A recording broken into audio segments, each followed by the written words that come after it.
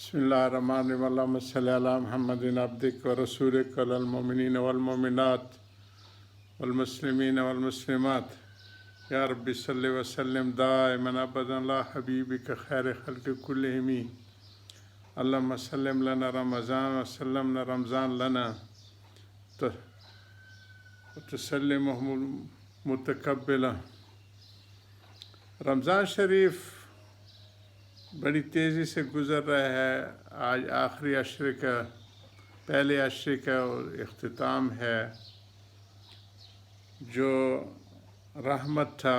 آگے والا عشرہ مغفرت ہے، اور تیسرا عشرہ جو ہے آگ سے جہنم سے نجات کا ہے۔ تینوں بہت شان والے عشرے اور ان کے اعمال کا ذکر ہوتا رہا۔ رمضان سے پہلے حضرت سلمان رضی اللہ تعالیٰ عنہ کی لمبی روایت، جو حضور صلی اللہ علیہ وسلم نے شعبان کے آخری تاریخ میں وعظ فرمایا تھا، اس کا کافی تذکرہ ہو چکا۔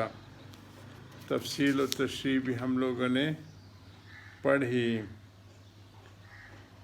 آخری پہلا عشرہ رحمت، جو نیک لوگ ہوتے ہیں ان کے لیے پہلے دن سے رحمت اور ساری دنیا کے رحمت برستی ہے، اور جب رحمت برستی ہے تو گندگی کے ڈھیروں پہ بھی پھول پھلواریاں اور ہریالی نکل آتی ہے۔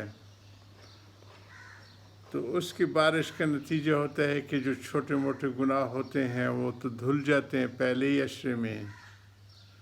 دوسرا حصہ مغفرت ہوتے ہیں، ان کو اللہ پاک بخش کے مزید نکھارتے ہیں، جو انسان تھوڑی بہت کوتاہیوں میں مبتلا ہوتے ہیں۔ تو اب دوسرا عشرہ شروع ہو رہا ہے۔ لا الہ الا اللہ، استغفر اللہ، اسألک جنت و اعوذک من النار۔ یہ حضور صلی اللہ علیہ وسلم نے رمضان میں کثرت سے دو چیزیں طلب کرنے کا، جنت اور جہنم سے پناہ، اور دو ذکر کثرت سے لا الہ الا اللہ اور استغفر اللہ کی کثرت فرمانے کی تاکید فرمائی تھی۔ تو ان چاروں کو جوڑ کے ہمارے بزرگان دین نے یہ تسبیح مقرر فرمائی کہ لا الہ الا اللہ، استغفر اللہ، اسألک جنت و اعوذک من النار۔ اسی طرح تفصیل سے ہم عرض کر چکے ہیں، آ چکے ہیں کہ روزہ بچاؤ ہے، ڈھال ہے اللہ پاک انسانوں کے لیے۔ جب تک کہ اس کو پھاڑ نہ ڈالے، اس کو جو ہے توڑ نہ ڈالے، اور اس کے توڑنا جو ہے 6 چیزوں کا ہم ذکر کل اور 2-3 نشستوں سے اس کا تفصیل سے کرتے آ رہے کہ مشائخ نے روزے کے آداب میں 6 امور تحریر فرمائے کہ نگاہ کی حفاظت، زبان کی حفاظت، اور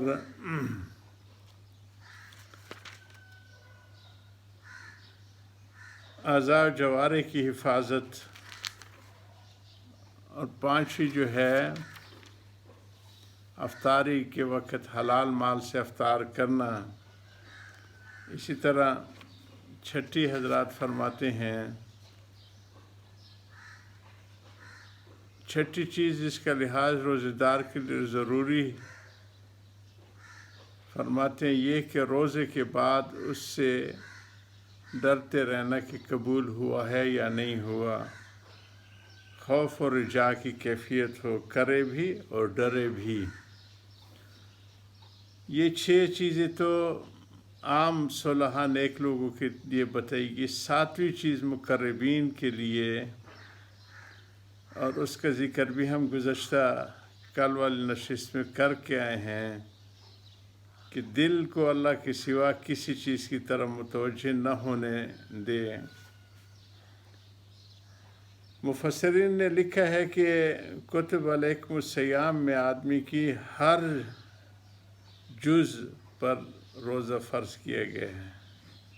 پس زبان کا روزہ جھوٹ وغیرہ سے بچنا، کان کا روزہ ناجائز چیزوں کے سننے سے، آنکھ کا روزہ لہو و لعاب کی چیزوں سے بچنا، ایسی باقی اعضاء حتیٰ کہ نفس کا روزہ حرص و شہوتوں سے بچنا، اور دل کا روزہ حب دنیا سے خالی رکھنا، روح کو روزہ آخرت کی لذتوں سے بھی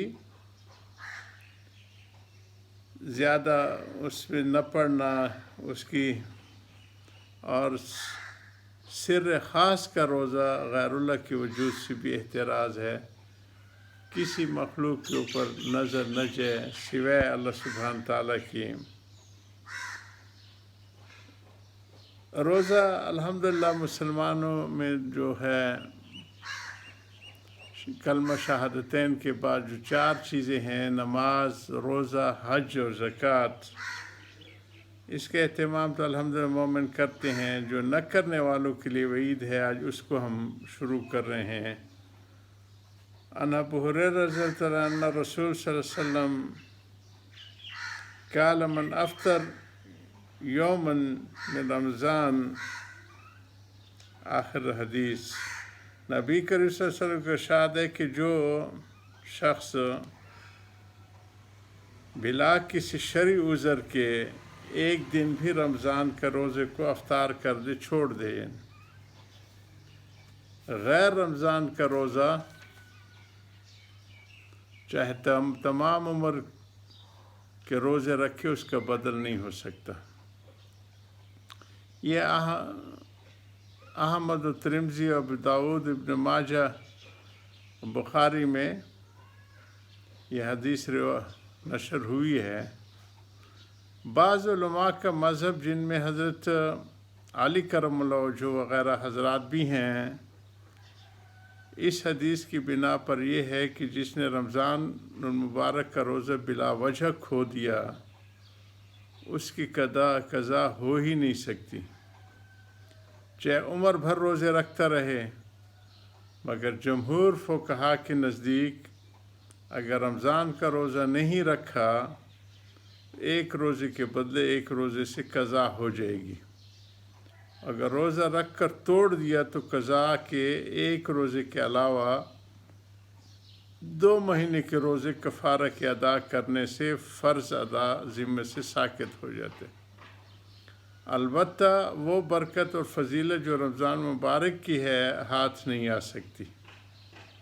اس حدیث پاک کا مطلب یہی ہے کہ وہ برکت ہاتھ نہیں آ سکتی کہ جو رمضان مبارک کے روزے رکھنے سے حاصل ہوتی۔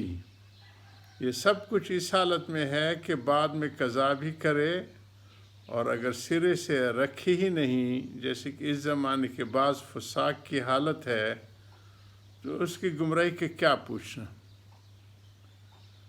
روزہ ارکان اسلام میں سے ایک رکن ہے۔ نبی کریم صلی اللہ علیہ وسلم نے اسلام کی بنیاد 5 چیزوں پر ارشاد فرمائی۔ سب سے اول توحید اور رسالت کے اقرار، اس کے بعد اسلام کے 4 مشہور رکن، نماز، روزہ، زکوٰۃ، حج۔ کتنے مسلمان ہیں جو مردم شماری میں مسلمان شمار ہوتے، لیکن ان 5 میں سے ایک کے بھی کرنے والے نہیں۔ سرکاری کاغذات میں وہ مسلمان لکھے جائیں، مگر اللہ کی فہرست میں وہ مسلمان شمار نہیں ہو سکتے۔ حتیٰ کہ حضرت ابن عباس رضی اللہ عنہ کی روایت ہے کہ اسلام کی بنیاد 3 چیزوں پر ہے: کلمہ شہادت، نماز اور روزہ، اور زکوٰۃ چونکہ مالداروں پہ، حج بھی اسی طرح مالداروں پہ ہے۔ تو یہ عامۃ المسلمین کی کہہ رہے ہیں۔ جو شخص ان میں سے ایک بھی چھوڑ دے وہ کافر ہے۔ نبی کریم صلی اللہ علیہ وسلم کے ارشادات ایسے لوگوں کے بارے میں سخت سے سخت وارد ہوئے ہیں، فرائض کے ادا کرنے میں کوتاہی کرنے والوں کو اللہ کے کار سے بہت ہی زیادہ ڈرنے کی ضرورت ہے کہ موت کسی کو چاہے، موت کو چارہ نہیں کہ موت آنی ہے۔ دنیا کی عیش و عشرت بہت جلد چھوٹنے والی چیز ہے، کرامت چیز صرف اللہ کی اطاعت ہے۔